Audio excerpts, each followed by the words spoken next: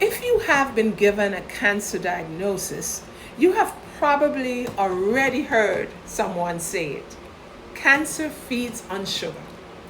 And the moment people hear that, one of two things tends to happen.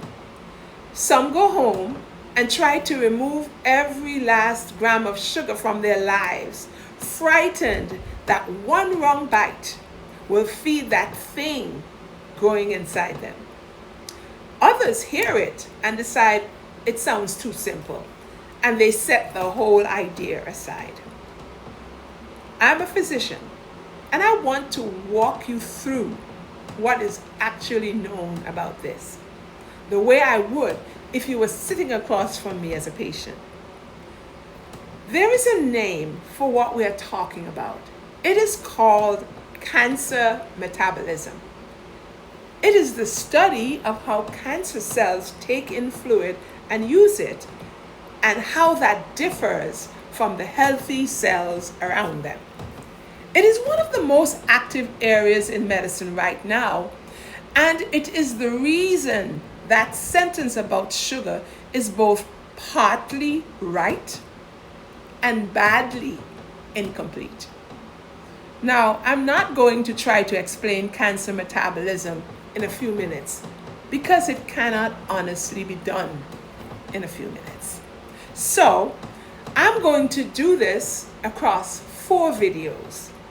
Today, I want to show you what is actually happening inside a cancer cell and why one observation made 100 years ago still shapes how we think about this.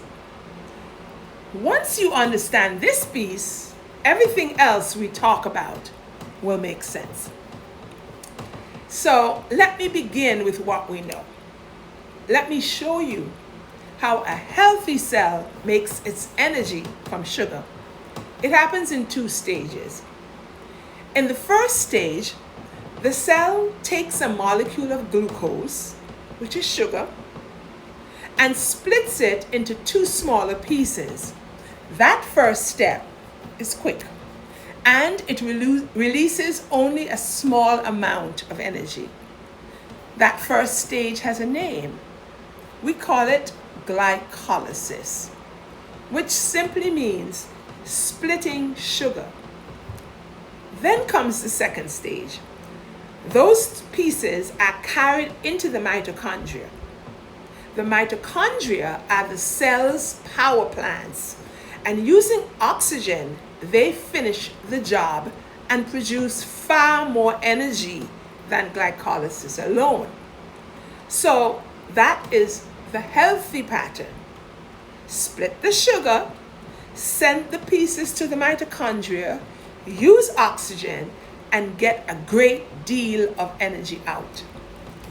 Now, almost 100 years ago, a scientist named Otto Warburg noticed that many cancer cells do not follow that pattern. They run glycolysis very fast. They split glucose at a very high rate. But rather than sending all of those pieces into the mitochondria, they divert a great deal of it into a substance called lactate and release it. And here is what puzzled everyone. They do this even when oxygen is plentiful, even when the mitochondria are available. Now, I want to be precise here because this part is often told badly. Warburg himself believed the mitochondria in cancer cells were damaged or broken. We now know that is not generally true. Most cancer cells have functioning mitochondria, and many of them use those mitochondria quite actively. The point is not that the mitochondria are switched off. The point is the balance. A cancer cell runs glycolysis far harder than it needs to for energy and converts far more of those glucose products into lactate than a healthy cell would. So the question It's not why did the engine break? The question is, why would a cell choose to run this way on purpose? But there is a better way to understand it. The cancer cell is not trying to make the most energy. It is trying to build. Remember that second stage, the one in the mitochondria? It burns those pieces of sugar all the way down. It breaks them down completely to extract energy. But a cell that wants to divide and grow and divide again needs those pieces intact. It needs the raw material. It needs carbon to build new proteins, new fats, and new DNA for the next cell. So the cancer cell stops early on purpose. It keeps the parts instead of burning them.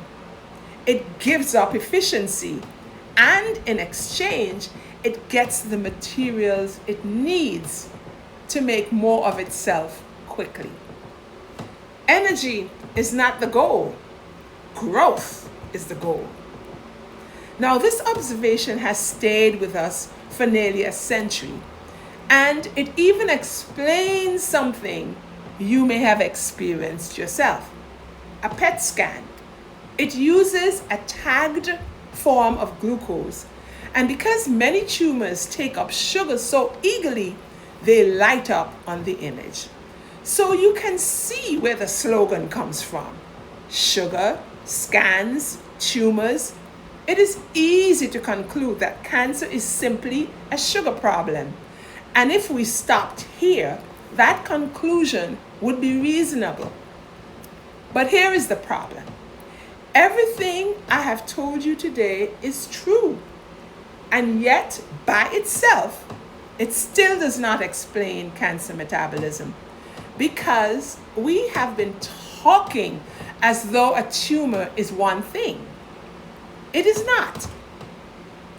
In the next video, I will show you why one tumor can contain cells living in completely different metabolic worlds.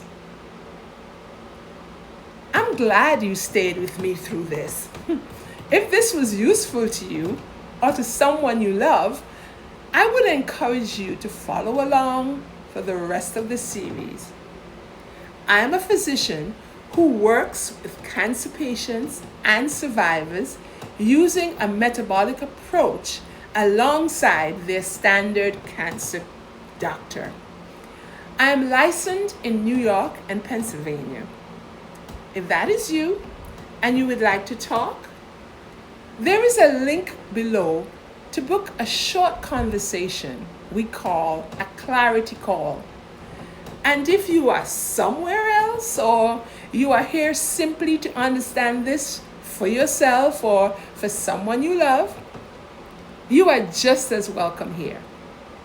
Take care of yourself.